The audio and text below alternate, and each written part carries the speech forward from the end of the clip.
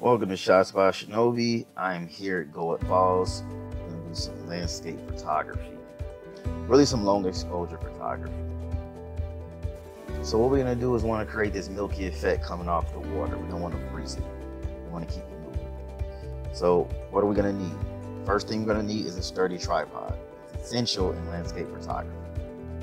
Second, we're going to need a wireless remote shutter. I have a Nikon shutter.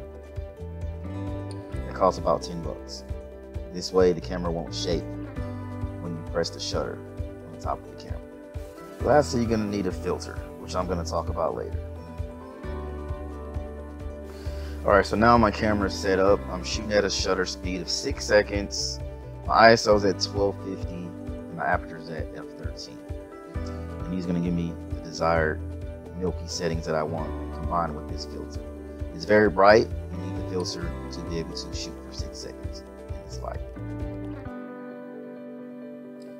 Alright, let's check the picture out. Look at the back of the screen. See what we got. Well, you can see we have a perfect exposure. Just what I wanted to do is create that milky effect, the water coming down the falls. Exactly what we wanted.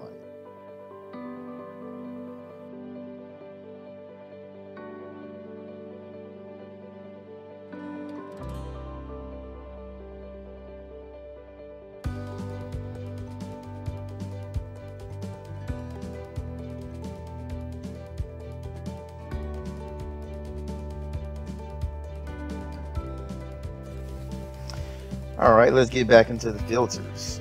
So right here I have a high-tech format 10-stop filter, the darkest filter you can get. You can also combine the filters, neutral density filter, because sometimes the light from the sky is much brighter, so you can offset that. The 3-stop, 4-stop filter. Filter is a must in landscape photography. Get one. Thanks for watching again. Comment, like, leave